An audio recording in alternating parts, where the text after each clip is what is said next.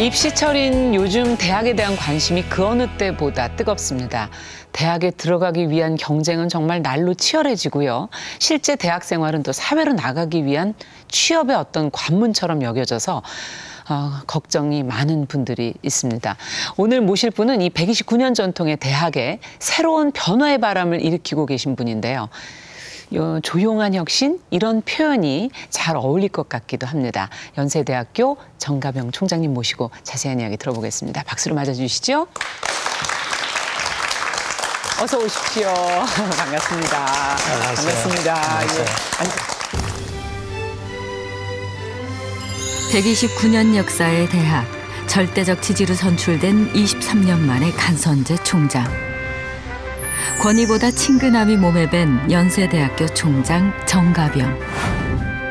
그는 부드러운 외모와 달리 송도의 기숙형 대학 등 과감한 프로젝트들을 이끌며 대학가의 혁신의 바람을 일으켰다. 스스럼 없이 학생들에게 다가가는 그의 교육 철학, 그 바탕은 소통. 변화하는 시대에 걸맞는 융합교육, 학생들의 눈높이를 맞춘 전인교육 등은 국내외 대학들로부터 관심과 주목을 받고 있다. 누구나 알기 쉽게 풀어쓴 글로 일반인과 소통하는 경제학자, 그리고 대학 교육의 패러다임을 바꿔가는 교육혁신가. 세상을 바꾸는 인재를 키우고 싶다는 정가병 총장의 이야기가 시작된다. 총장님께서 늘 이렇게 웃으시나 봐요. 미소를 늘 띠신 모습이 있으신 것 같아요. 생각을 항상 좀 긍정적으로 하고 좀 작은 일에도 감사하게 생각하고 그러면은 웃고 지낼 수 있는 것 같아요. 그렇구나. 괴로운 일이 많이 있을 때도. 네, 네. 그렇군요. 이번에 지난달이었나요? 그 중국의 칭화대에서 기조연설하셨다는 네. 말씀을 들었는데 그게 보니까 오신 분들이 만만치가 않더라고요. 칭화대학 뭐 총장님을 비롯해서 마이크로소프트사의 그 아시아 총회장님, 쟁쟁한 인사분들 모인 곳에 어떻게 모이신 거, 거기서 기조연설은 또 어떤 걸 하신 겁니까? 마이크로소프트는 이제 산학협력 차원에서 매년 아시아나 또 본사가 있는 미국 시애틀에서 패컬티 서밋, 그러니까 교수 사회 뭐 정상급 회의 이런 것들을 모든 경비를 다 들여서 초청을 해요. 거기에는 이제 아시아 지역에 주로 이제 컴퓨터 사이언스에 관계된 학자들, 그리고 이제 대학의 행정 한 300여 명이 왔었는데 이번에는 저를 이제 키노트 기조연설을 하라고 초청을 했어요. 한 40분 정도 했는데 저희 대학이 최근에 실험적으로 여러 가지 하고 있는 프로그램들, 예를 들자면 융합교육, 또 레지던셜 칼리지, 그리고 이제 기초 인문 리버럴 아트 교육, 이런 것들에 대한 소개를 했습니다. 예. 그 총장님께서는 이제 연세대 총장님이 되신 후에 많은 바람을 일으키셨는데 그 중에 하나가 최초로 간선제 총장으로 되신 거. 거기서부터 시작부터가 좀 그 전과 다르셨죠? 예. 그 대학이 이제 민주화 바람과 더불어서 한동안 직선제를 유지하다가 아마 제 생각에는 한 거의 23년 만에 이제 우리가 사립대학 중에서는 조금 이제 앞서서 총장 선출 제도를 바꿨어요. 그래서 이제 일종의 간선제인데 한 20여 명 됐었나? 초기에 이제 물색하는 단계도 있고. 후보가. 그다음에 또 이제 심사하는 단계도 있고. 거기서 또 이제 몇 배수를 이사회에 올리는 단계가 있고. 그럼 이사회에서 이제 한 사람을 뽑아가지고 또 전체 교수 직원한테 이제 인준을 받는 상당히 복잡하고 긴 과정을 거쳐서 선임하는 그런 제도로 바꿨죠. 그래서 제가 전혀 기대치 않게 아마 학교 사상 제일 높았다고 그러나 86, 7% 그런 정도 지지를 받았었어요. 지지를 받고 되신 거군요. 공약을 어떤 걸 내세우셨길래 되셨을까? 공약을 제가 한 5가지 부문으로 나눴었어요. 대학이니까 기본적으로 교육과 연구에서는 앞서가야 되고 또 이제 우리나라 수준 되면은 적어도 한국에 몇 개 대학 정도는 세계적인 경쟁력을 갖춰야 된다. 이게 핵심이었고 그리고 이제 신촌에 시설들이 많이 낡아 있었습니다. 그래서 시설을 개선하는 작업 그리고 저희 학교는 캠퍼스가 여러 군데 있어요. 그래서 이 캠퍼스 간에 멀티 캠퍼스를 유지하는 거 이런 몇 가지 공약을 했었고 그 그 다음에 이제 뭐 흔히 얘기하는 뭐 인기 중심의 뭐 보수를 어떻게 하든 이런 공약을 할 수가 없었어요. 네. 여건이 어려웠고 그런 질문을 받을 때마다 제가 그거 하기는 여건이 힘들 거라는 얘기를 했었습니다. 네. 그래서 이제 시작을 하셨는데 그 안에서 막상 이제 추진하시는 과정에는 어떠셨어요? 손님이 들 때는 지지가 많았는데 네. 막상 일을 하려다 보니까 또 뭐 여러 가지 이해관계가 많고 그래서 교내에서 일부 반대도 있었죠. 그런데 학교는 이런 것 같아요. 다른 조직과 또 다르면서도 공통점이 있는데 우리가 미래에 어떤 걸 반드시 추구해야 된다. 이것만이 우리가 가야 될 길이다 하는 것을 구성원들한테 인식을 시키는 게 제일 중요해요. 그렇지 않으면 할 수가 없거든요. 네. 그래서 이거는 나의 이익이 되는 것도 아니고 당신의 이익이 되는 것도 아니고 그렇죠. 경우에 따라서는 불편할 수도 있고 힘들지만은 우리가 이거는 가야 된다. 그렇게 흔히 말하는 미래의 가치를 공유하는 과정이 좋은 것 같아요. 우리 학생들도 이제 그 송도에 네. 레지덴셜 칼리지라는 이제 그게 새로운 뭡니까? 이름인데 레지던셜 칼리지? 글자 그대로 이제 레지덴셜은 이제 주거, 거주, 예. 칼리지는 대학이니까 예. 대학에 머무르면서 학습과 생활을 같이 하는 거고요. 흔히 얘기하는 아이비리그나 옥스퍼드나 이런 해외 명문들은 다 이 프로그램을 하고 있습니다. 그러니까 이 프로그램의 유용성이나 효과에 대해서는 이미 선진국에서 몇백 년 전부터 다 증명이 된 건데 다만 한국의 대학은 여건이 그렇게 용납되지가 않았었죠. 네. 우리 대학만 해도 신입생이 뭐 거의 4,000명에 달하는데 이 학생들이 다 거주할 수 있는 기숙사를 짓는 것도 문제고 그렇죠. 또 기숙사를 지어도 값싸게 공급을 해줘야 되잖아요. 예. 그런데 저희는 어떻게 정말 다행스럽게 송도에 확보를 했고 또 기숙사 비용도 한 달에 한 20만 원 내외예요. 기초 생계 대상자를 비롯해서 이제 소득 분위기가 한 30% 미만인 학생들은 4년 동안 우리 장학금도 다 줍니다. 그리고 이게 이제 사실 명문 대학들이 해야 될 사회적인 책임이죠. 그리고 이제 우리 학생들 조사를 해보니까 학교하고 집을 오락가락하는 시간이 하루에 1.8시간 정도 소요돼요. 서울의 교통이 복잡하잖아요. 맞아요. 그리고 교통비도 한 달에 거의 12만 원 들어가요. 학교하고 집만 왔다 갔다 해도. 버스를 타고 뭐 지하철을 타도. 예. 그러니까 학교 기숙사에 한 20만 원 내에 받는 거는 거의 뭐 학교가. 식사 그 비용도 거기에. 식사는 포함되지 않았는데. 포함되진 않습니까? 식사는 또 이제 학생들을 위해서 좋은 제품으로 저렴하게 공급을 하고 그렇군요. 또 이렇게 한꺼번에 공동 생활을 하다 보니까 어려운 아이들이 또 발견이 돼요.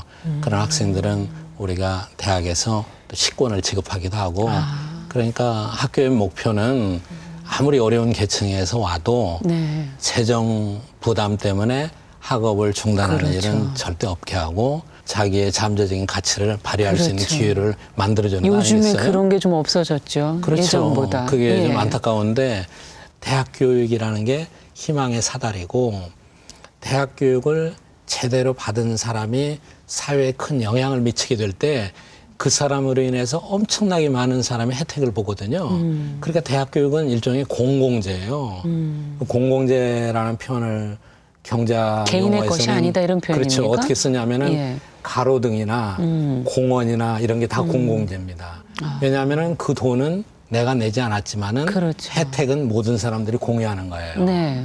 그렇잖아요. 그러니까는 학교는 기본적으로 그걸 계속해서 추구를 해야죠. 그렇군요. 그래서 그런 방향으로 이루어지고 있습니다. 네. 반대를 설득을 통해서 이야기를 통해서 어떻게 보면 굉장히 조용한 방식으로 지금 언성을 하나도 안 높이시고 얘기를 하셔서 맞습니다. 그러니까 예. 이제 저희가 이제 예. 송도로 간다고 하니까 학부모님들 중에서도 일부는 반대했고 뭐 그쵸. 지방대학 되는 거 아니냐. 학생들도 안 좋아했을 것 같아요. 학생들은 저녁에 놀아야 되는데 송도 가면 놀 데가 맞습니다. 없잖아요. 학생들은 왜 우리 송도로 유배 보내느냐. 뭐 그럴 것 같아요. 망둥이가 뛰어노는 송도다. 그래서 뭐 저희 학교에 그냥 그 반대하는 집회도 많고 그냥 플랜카드로 뭐 도배를 하고 그랬었죠. 그래서 이제 제가 뭐 여러 차례 만나고 공개 토론회도 하고 조금 지나니까 조금 바뀌었어요. 학교 일은 항상 학생들이 정말 불만이 많고 학부모님들이 반대를 하시면은 진행이 어렵습니다. 그렇죠. 그런데 학생들이 만족해요. 갔다 온 학생들이. 예. 그리고 어떤 학생들은 한 해 더 있고 싶어해요. 인천 송도의 국제 캠퍼스. 정가병 총장이 찾아가고 있는 곳은 한 기숙사의 오케스트라 연주회장. 오늘은 12개 기숙사 중 무학하우스 기숙사생들로 구성된 오케스트라가 지난 1년간 갈고 닦은 실력을 발휘하는 조금 특별한 연주의 날이다. 일주일에 몇 번씩이나 연습했어? 두세 번 정도. 두세 번 정도? 네. 음악 전공생들도 아니고 저마다 다른 분야를 공부하는 이들이 오케스트라 활동을 하게 된 것은 전공 외에 다양한 취미와 소양을 기르도록 하는 국제 캠퍼스의 과외 활동 덕분. 대학 생활이 이제 전공 공부가 전부는 아니니까 또 저희가 이렇게 대학에서 활동하는 이런 동아리 활동이라든지 이렇게 공연에 설 수 있는 기회를 가질 수 있는 것, 그런 것도 굉장히 가치 있는 것이기 때문에. 물론 조금 부담은 되지만 오히려 이거 하면요, 이날은 연습하는 날이니까 오히려 딴 날 더 공부 열심히 하는 것 같아요.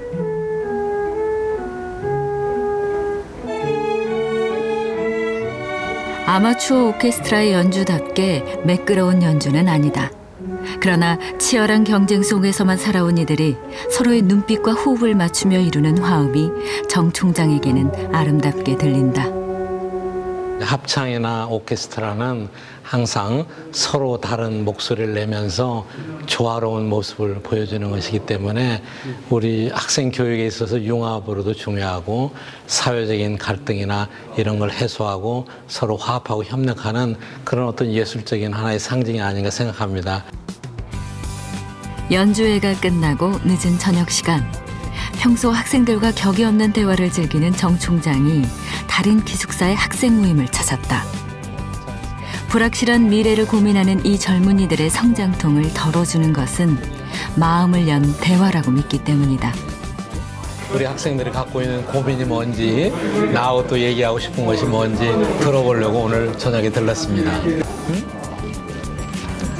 총장님이 1학년으로 만약에 저희들처럼 돌아가게 된다면 중국어랑 영어 중에 어떤 언어를 먼저 선택해서 배우실 것 같아요? 영어는 기본이고 우리 학생들 대부분 영어는 기본이잖아. 그 다음에 이제 제2 외국어를 하면 더 좋지. 최소한 한 학기나 두 학기는 꼭 교환학생을 갔다 와. 그때 이제 중국을 갔다 오면 중국 자연스럽게 배우지. 총장 이전에 한 사람의 인생 선배로서 진심이 담긴 조언을 해준다. 중국에서는 이런 문화가 별로 없는데 공부뿐만 아니라 생활 방면에서 배워가는 점도 많고, 한국에서 처음 학교를 다녀보는 거라서 부모님 떨어져서 혼자 지내서 굉장히 외로웠는데 이렇게 RC 생활을 하다 보니까 가족 같은 분위기? 이런 분위기 때문에 여기 송도 생활하는데 너무 좋았어요. 국제 캠퍼스에 올 때마다 정 총장이 들리는 곳은 바로 기숙사. 셋이 지낼만 하지? 네. 냉난방은 잘 되고? 네. 전공에 상관없이 3인 1실로 배정되는 기숙사 규칙에도 깊은 속내가 있다.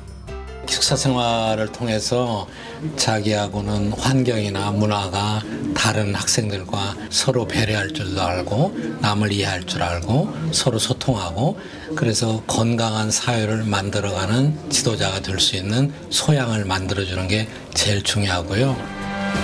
연세대와 인천을 연결한 연인 프로젝트는 전인 교육의 하나다. 학생들은 인천 지역 청소년들의 방과 후 학습을 도우며 지역 사회 봉사와 더불어 살아가는 삶의 의미를 배운다.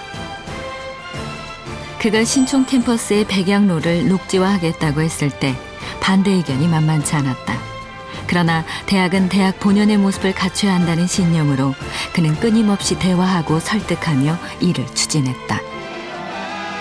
열정이 넘치는 학생들 속에 그가 있다. 권위의 틀을 깨고 학생들과 함께 춤추며 응원하는 총장. 정가병 총장은 과감한 혁신을 소통과 설득으로 풀어내는 조용한 혁신가다.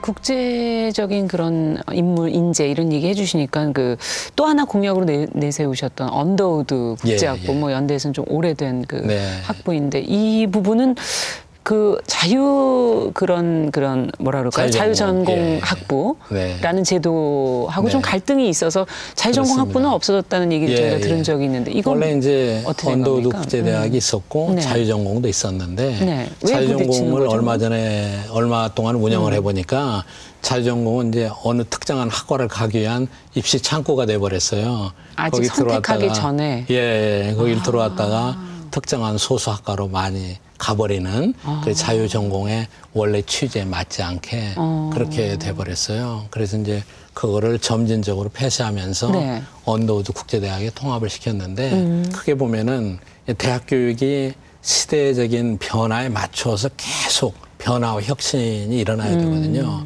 그런데 요즘 이제 시대적인 코드는 모든 게 너무 빨리 변하는 거예요. 너무 빨리 변하잖아요. 그러니까 대학에서 전공 지식을 아무리 자세하게 많이 가르쳐도 졸업하고 나면은 금세 몇 년 뒤에 다 바뀌어버리는 겁니다.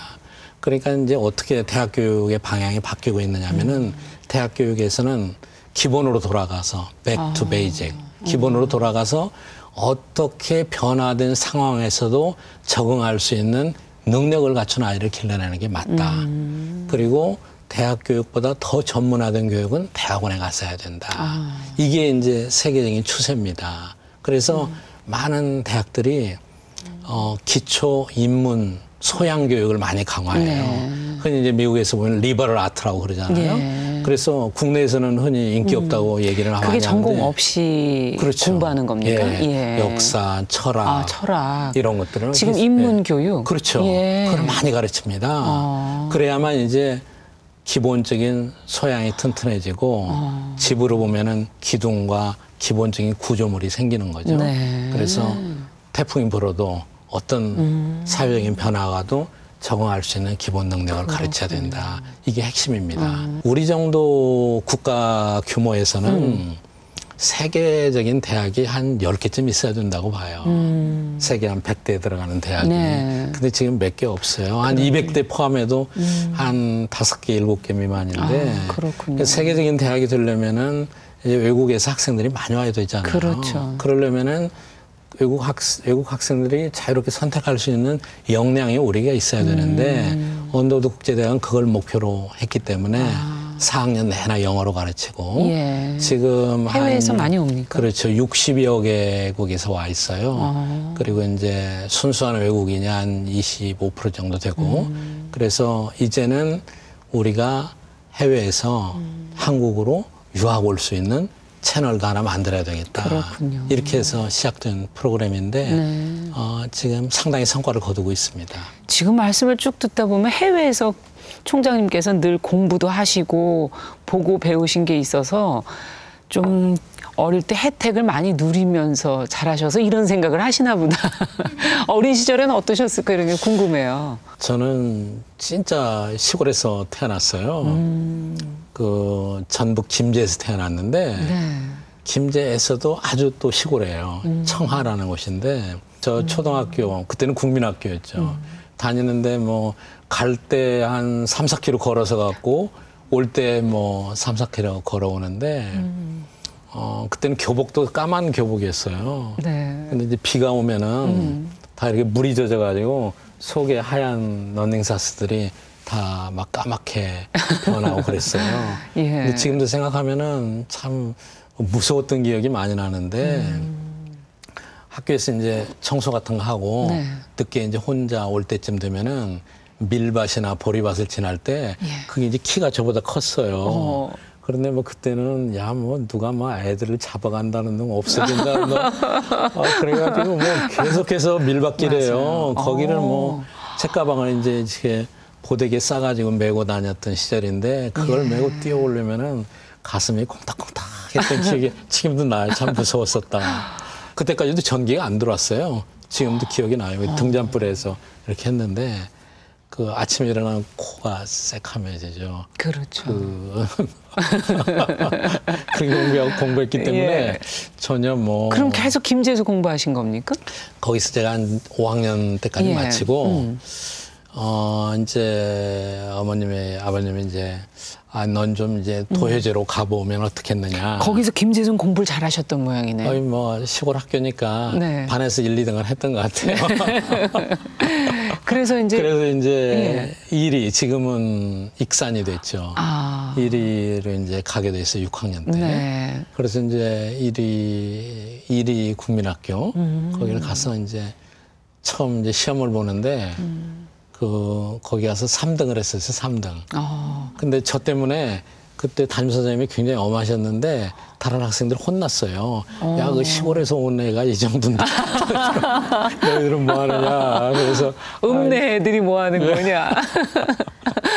제가 고등학교 졸업하고 우리 이제 연대 시험을 봤는데 네.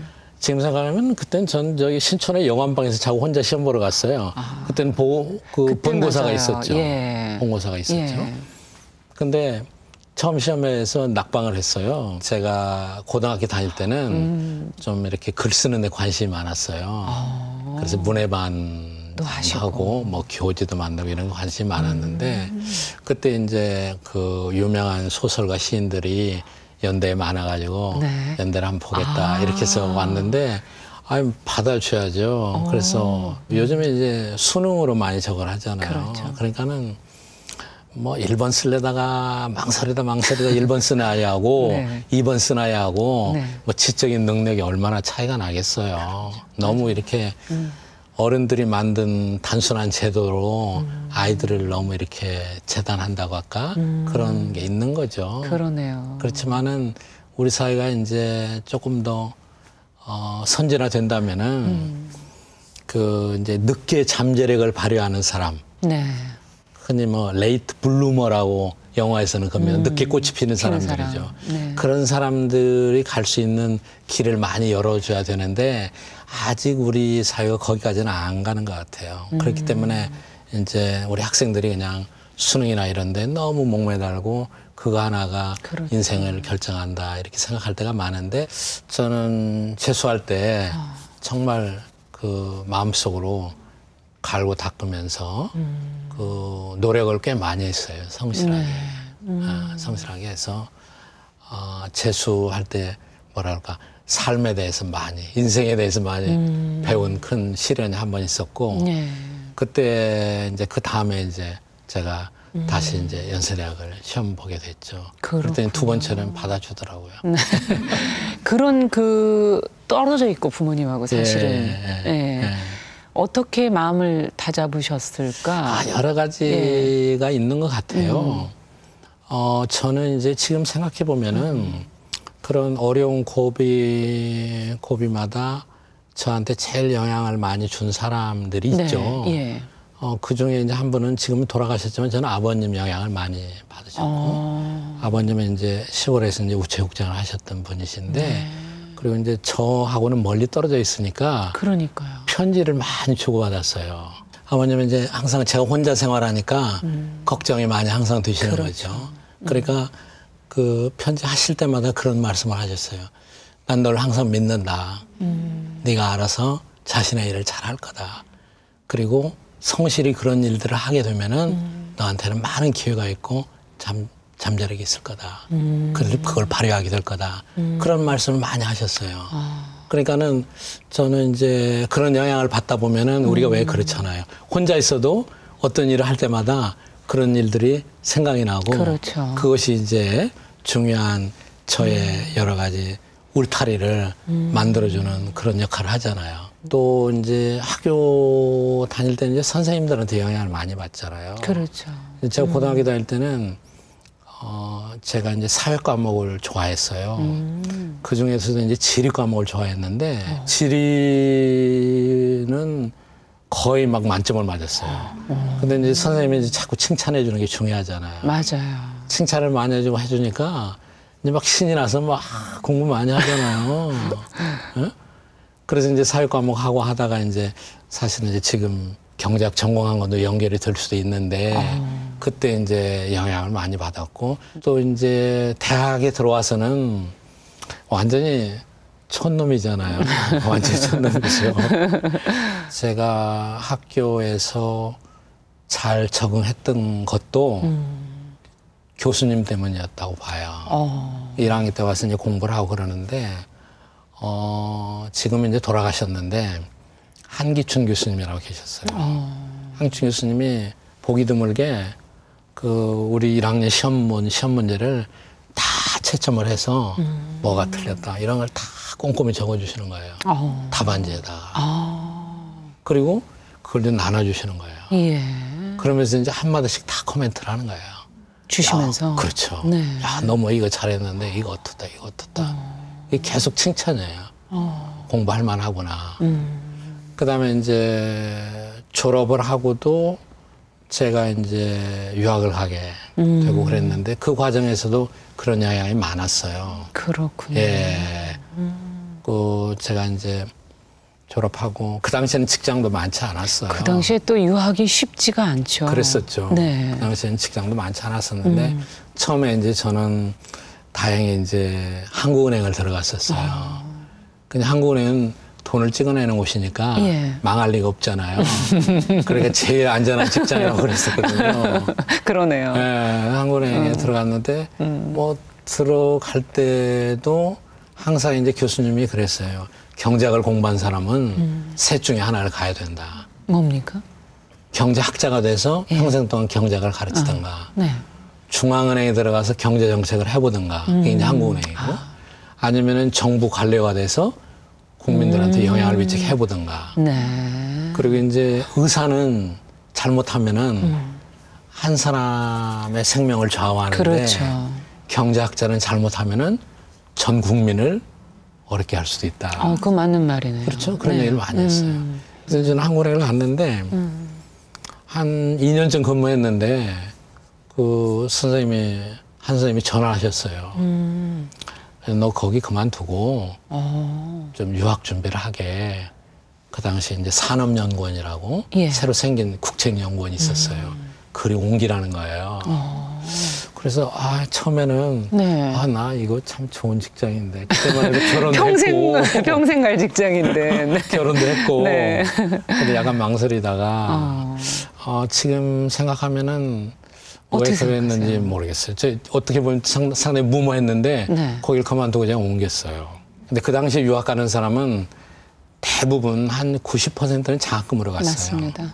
나머지 한 10%는 정말 경제적인 여유가 많이 있어서 가정부까지 데리고 오는 사람도 있었고 그래서 두 부류였거든요. 네. 근데 저는 이제 그 국비 장학생을 경제학에서 5명을 뽑았던 것 같아요. 전국에서. 그렇군요. 근데 그것도 뭐 3단계까지 시험을 봤는데 어떻게 운이 좋게 됐어요. 그래서 그 혜택을 받아서 유학을 가게 됐어요. 그래서 그 당시에는 제가 난 평생 동안 세금 내는 것에 대해서는 불평을 안 하겠다. 그래야 되겠는데요, 진짜. 있었습니다. 공부로서 혜택을 받으셨군요. 예. 근데 그 당시에 이제 도착했을 때 뭐 아는 사람이 있는 것도 아니고 예. 학교만 지원해서 처음 도착하셨을 때 1위로 처음 가신 것만큼이나 그렇죠. 유학도 정말 만만치 않았어요. 어려운 때인데요. 예. 그 당시에는 해외여행을 갈 때 가지고 갈 수 있는 돈이 200불이었어요. 여행 준비금이라고 딱 200불만 허용을 했습니다. 그랬군요. 200달러를 바꿔가지고 미국에 가서 뉴욕에 있는 영사관에서 장학금을 받게 돼 있었어요. 학비를. 근데 이제 뭐 물론 외국 가는 건 비행기 처음 탔죠. 그리고 이제 LA에서 내려서 처음에 제가 그 펜실베니아 대학으로 갔는데 거기서 비행기를 갈아타고 이제 필라델피아로 갔어요. 그렇군요. 필라델피아를 갔는데 비행기가 저녁에 내렸어요. 저녁에 내려서 바깥은 깜깜하고 그러는데 물론 나오는 사람 아무도 없었고요. 근데 가보니까 아주 상상하지 못했던 황당한 일이 생긴 거예요. 가방이 도착을 안 했어요. 비행기는 왔는데요? 비행기는 왔는데. 그래서 이제 가방 뭐 파운드 앤 로스트에 가가지고 예. 이제 여러 가지 뭐 잘 되지도 않는 영어로 막 설명을 했더니 가 있으라는 거예요. 네가 예. 숙소에 어디 가 있으면은 도착하는 대로 배달을 하겠다. 근데 그게 어디 믿어져요? 거기 그렇죠. 모든 게 다 들어있는데. 근데 어떻게 그냥 가라는데. 거기는 방법이 없고. 그래서 이제 손가방 덜렁덜렁 들고 택시를 탔죠. 택시를 탔는데 겁이 그냥 확 나는 거예요. 그렇죠. 깜깜하고.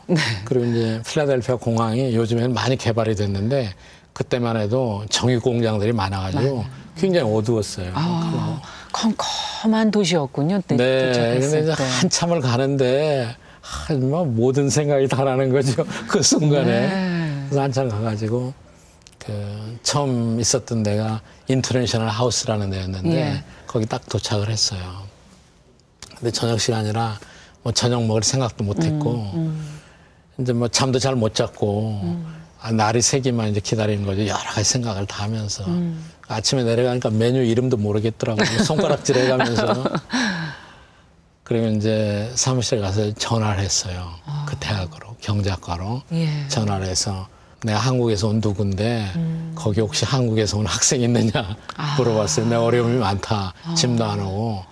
그랬더니 알겠다고 오후쯤 되니까 한 분이 오셨더라고요. 예. 그분이 오셔가지고 이것저것 이제 도와줘가지고 해결을 했습니다. 이야. 그 선생님들의 영향을 받아서 교수라는 길을 가시겠다는 생각을 하신 건가요? 아니면 원래부터 꿈이 이렇게 교육에 관심? 교수가 되겠다는 건 아마 펜실베니아에서 제가 석사를 마치고 코넬 대학으로 갔었는데 거기서도 제가 거기에 마송 교수님이라고 그분의 영향을 많이 받았어요. 저는 이제 경제학 전공을 하면서도 그 당시에 이제 제가 선택한 전공은 산업조직론이라는 전공인데 경제학 분야에서도 소수 분야예요. 그러네요. 많이 들어보지 흔히 못한. 얘기하면 뭐 국제경제, 그렇죠. 뭐 화폐금융 이런 걸 하는데 그거는 이제 일종의 조금 경제가 성장한 나라에서 많이 필요한 그런 분야예요. 그래서 우리도 이제 대한민국도 성장을 하기 때문에 언젠가는 이제 경제가 어떻게 돼야 더 효율적으로 가느냐 이런 문제거든요. 그래서 이제 그런 분야의 선생님을 거기서 선택하게 됐는데 거기 와 있는 우리 선배들이 다 말리는 거예요. 그렇죠.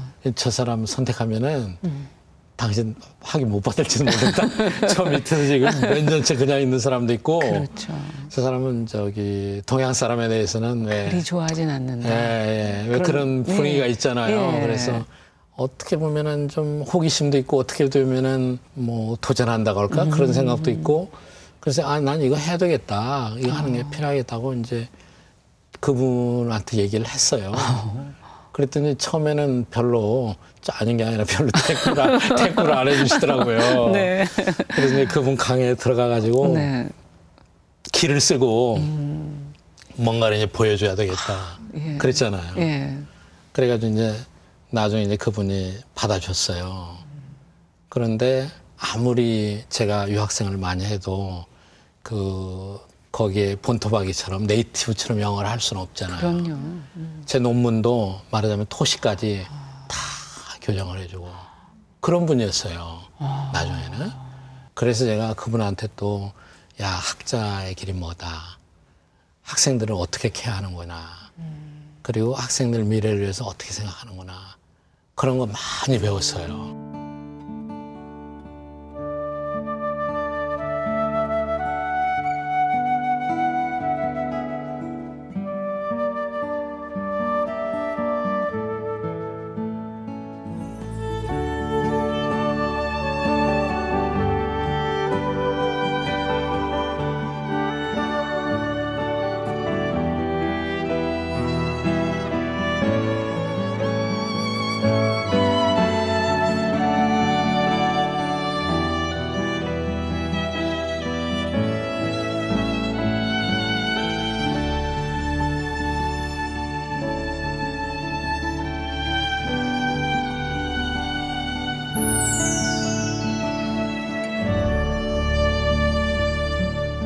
경제학자로서 그동안 살아오신 길을 한번 또 생각해 보니까 그동안에 참 어찌 보면 좀 쉽게 풀어내는 그런 경제 쪽으로 많이 관심을 가지고 대중하고의 접점, 책도 내시고 그 책들이 또 베스트셀러 네. 인쇄도 좀 보셨을 거.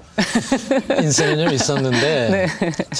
제가 책이 많이 팔린 이유가 저 때문에도 저 때문이 아니라 저의 소속된 학교 때문이라고 생각하고 인쇄는 제가 100% 학교에 기부를 해왔습니다. 그러셨군요. 그때 어떻게 처음 그렇게 글을 그렇게 쉽게 하는 걸 무슨 계기가 있으셨어요? 계기가 좀 있었어요. 97년에 우리 외환 위기가 있었죠. 네. IMF 때. 근데 이제 저도 이제 당시만 해도 지금보다 훨씬 젊은 경제학자였는데 경제 정책에 대한 자문도 하고 칼럼도 많이 쓰고 그랬는데 저는 그때 개인적으로 참 안타깝게 생각했어요. 그게 뭐냐면은 우리가 그 당시에 경제 정책을 조금 더 잘하고 또 국민들이 경제에 대한 이해 수준이 조금 높았다면은 우리가 외환위기 같은 거 피할 수 있었는데 정말로 피할 수 있었는지는 모르지만은 이렇게 했으면 좀 나았을 건데 하는 생각들이 많이 했어요. 그런데 이제 저희 집사람이 제가 고등학교 때 뭐 글도 쓰고 그랬다고 그러잖아요. 네, 저희 집사람이 저를 선택하게 된 게 제가 쓴 편지 때문에 그랬다고 항상 그래요. 지금도 그런 얘기를 합니다. 네. 편지 때문에 뭐 반했다고 그러나? 편지 때문에 그랬다고. 그렇죠. 그런데 이제 경제학을 하게 되면서부터 집사람이 그런 얘기를 많이 해요. 당신 참 글도 잘 쓰고 그랬는데 경제학 그 메마른 수학을 하면서 그런 감성이 많이 사라진 것 같다고 너무 딱딱한 얘기만 한 것 같다고 네. 그러면서 경제학도 좀 그렇게 좀 쉽게 풀었으면은 좋지 않겠느냐. 하는 말씀이네요. 우리 언젠가 얘기를 하다가 네. 그런 얘기를 했어요. 그래 제가 생각하니까 그 좋은 얘기고 저도 그런 생각이 좀 들었었어요. 그래서 제가 신문사에 전화를 해서 요청을 했어요. 경제학을 누구나 아주 쉽게 이해할 수 있게 제가 에세이를 좀 써보겠다. 그런데 지면을 좀 달라. 좀 연재하다가 인기가 없으면 그만두자. 그렇게 제안을 했어요. 그랬더니 이제 거기서 그 좋다고. 그렇죠. 그래서 첫 번째 제목이 첫사랑의 경제학이었습니다. 그건 어떻게 되는 내용입니까? 내용이 궁금한데요. 경제적인 가치, 어떤 물건이 비싸다, 경제적으로 뭐가 고귀하다라고 얘기할 때는 전문 용어를 써서 한계 효용이라는 표현을 써요. 근데 한계 효용이라는 건 뭐냐면은 모든 사람들이 어떤 제품의 소비를 맨 처음 할 때 느끼는 만족감이에요.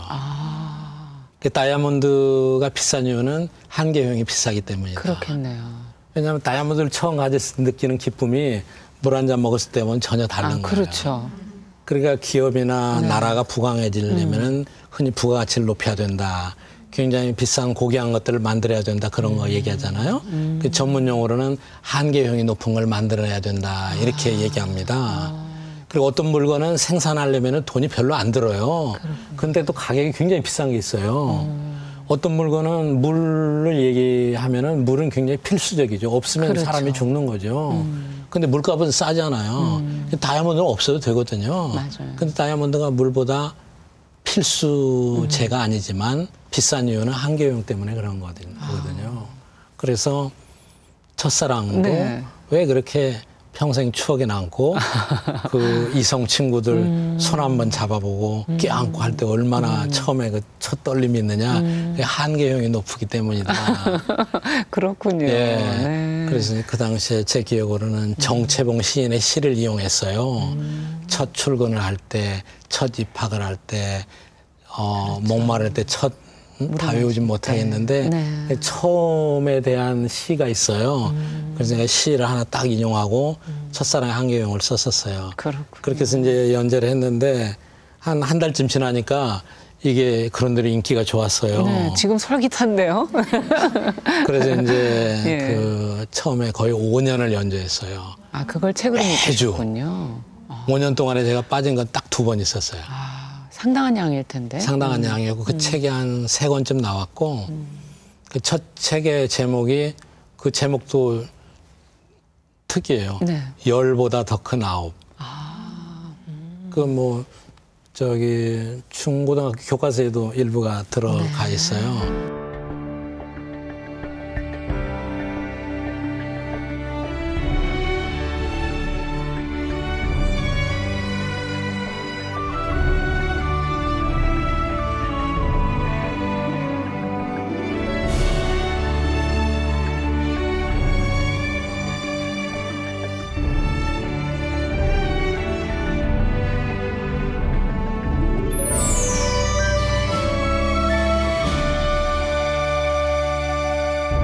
내년이 연대가 지금 뭐 130주년. 네, 네. 이제는 좀 전과는 또 달라져야 되는 어떤 시기가 아닐까 그런 생각이 네, 들고 네. 해야 하실 일이 참 예. 많으시겠네요. 저희는 이제 학교를 좀 시대적으로 구별하면은 이제 재중원 세브란스 전신 네. 그때 생겼을 때가 이제 제1창학기고 예. 연희하고 세브란스가 1957년에 합병돼서 연세대학이 됐어요. 그때가 제2창학기고 예. 지금은 이제 송도 캠퍼스 개설하면서 지금 이제 학교의 그 여러 가지 목표가 글로벌 대학으로 네. 바뀌어가는 이제 제3창학의 그 비전을 갖고 있습니다. 그래서 지금 이제 굉장히 중요한 때죠. 그러네요. 그래서 이제 저희도 경쟁이 치열합니다.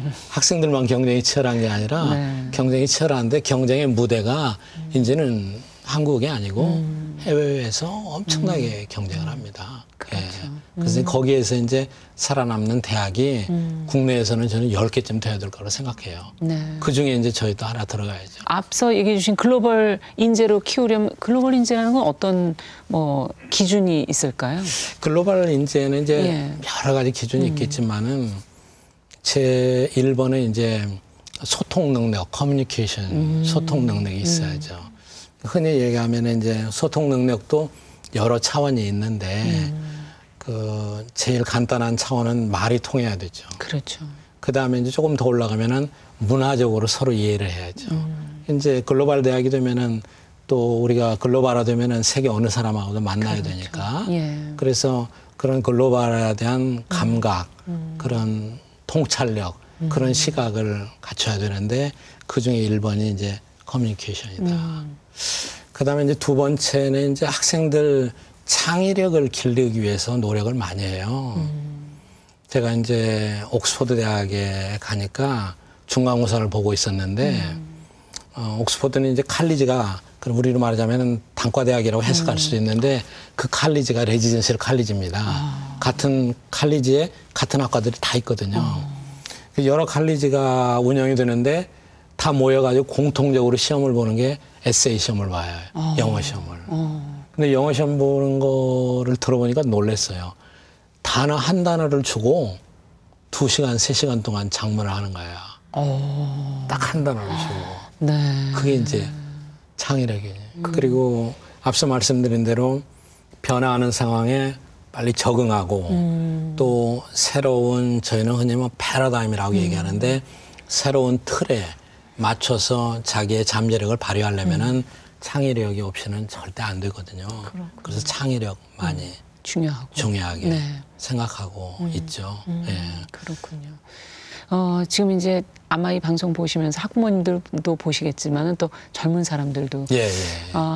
학교에서 항상 대하시면서 늘 해주고 싶었던 그런 말씀들이 네. 있으실 텐데 네. 이 기회에 방송을 보고 있는 젊은이들한테 한 말씀을 끝으로 좀 해주신다면요. 저는 우리 젊은 학생들 보면은 너무나 곱게 자라고 너무나 편하게 자라고 도전 의식이 없고 저희 때하고는 너무 다른 거예요. 그렇죠. 그래서 제가 볼 때 첫 번째 너무나 행복하다. 두 번째 너무나 나약하다. 세 번째 시련이 없이 성장할 수 없다. 봄에 아름다운 꽃이 피는 것은 그 추운 겨울에 꽃망울을 맺어왔기 때문이다. 그렇죠. 겨울에 날씨가 추울수록 아름다운 꽃이 핀다. 새는 바람 부는 날 굉장히 분주하다. 왜 그러느냐? 굳이 바람 부는 날 새 집을 짓는다. 그래서 낙엽이 다 떨어진 뒤에 나무들을 봐라. 그 앙상한 가지 속에서도 새 집은 떨어지지 않는다. 맞아요. 바람 부는 날 지었기 때문에 그렇다. 여러분이 태어난 거는 얼마나 큰 기적이냐. 얼마나 대단한 잠재력을 갖고 태어났느냐. 그리고 주변의 환경이 너무 좋지 않느냐. 그런데 너무 나약하기 때문에 제가 볼 때는 자기의 잠재력이 100이라면은 60, 70 달성하면은 다 끝났다고 생각하는 거예요. 거기서 만족하고 더 가질 않아요. 근데 우리 세대는 자기의 잠재력이 100이라면은 100은 당연하게 주어진 거고 100 플러스 알파를 위해서 노력했거든요. 그게 어떤 의미에서는 의지, 그렇죠. 도전의식 예. 그런 게 있잖아요. 제가 다닐 때는 신문에 국제면이 4면이 있었어요. 4분의 1이 국제면이었잖아요. 네. 요즘에는 국제면이 신문 지면은 많이 늘어났는데 4분의 1은 안 돼요. 그런데 좀 아이들이 국제적인 감각을 가지려면은 그런 거에 굉장히 익숙해야 되거든요. 그렇죠. 근데 요즘 뭐 그런 사례가 너무나 많아요. 최근에 뭐 세계적으로 떠들썩하고 있는 게 중국의 사업자 하나 있잖아요. 네, 알리바바. 네. 그 사람 뭐 하루에 12불 받는 영어 교사였다는 거 아니에요? 그렇죠. 그런 일이 이제 너무나 많이 벌어지고 있고 글로벌화 되면서 우리 학생들에게 세계 전체가 자기의 잠재력을 발휘할 수 있는 무대로 바뀌어버린 거죠. 예. 생각을 긍정적으로 바꾸면은 얼마든지 가능하다고 봅니다. 지금은 도전의식을 갖고 잠재력을 발휘하고 시련이 없이 성장합니다. 시련이 닥치면 좌절하지 말고 시련이 없으면 시련을 만들어서 도전해서 시련을 만들어라. 네. 그런 얘기 해주고 싶은데요. 네. 네. 아마 오늘 학부모님들께서도 잘 들으셨으리라 생각이 들고요. 아마 시험 끝나고 지금 용기를 잃은 학생들은 좀 더 네. 기운을 내서 다음 도전을 또 생각해낼 수 있으리라 생각이 듭니다. 네, 오늘 말씀을 듣다 보니까 어느덧 시간이 흘렀습니다. 저희가 3D 프린터로 네. 두 장을 만들어서 하나는 저희가 보관하고 하나는 또 선물로 가시는 길에 드리는데요. 서명을 여기다 좀. 아, 그래요? 네, 아주 멋있게 나왔는데. 좀 어떻게 네? 닮았나요?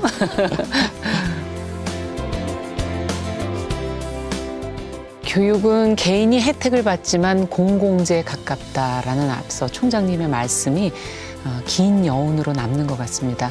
잘 교육을 받은 한 사람이 사회에 큰 이익과 변화를 줄 수 있다는 것, 또 잘못 교육받은 한 사람이 또 사회에 큰 손해를 끼칠 수 있다는 것도 다시 한번 깨닫게 됐고요. 어떤 교육을 어떻게 하느냐 하는 문제의 중요성 다시 한번 저희가 같이 생각해 보게 됐습니다. 오늘 외유내강으로 좋은 말씀해 주신 정가병 총장님께 감사드리고요. 시청자 여러분께도 같이 해주신 시청자 여러분께도 감사드립니다. 저는 다음 주 이 시간에 다시 뵙겠습니다. 안녕히 계십시오.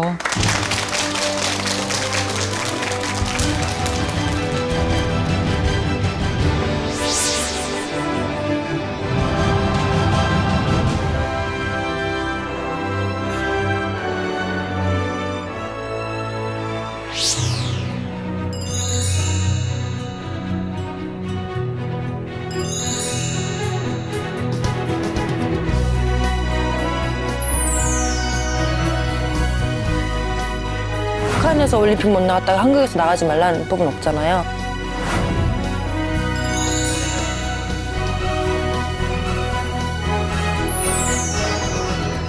미국에서 아무리 많은 주먹이 오고 가도 이렇게 서로 싸운다라는 느낌보다는 꿈이 같은 거예요. 목표가 하나 같은 거예요.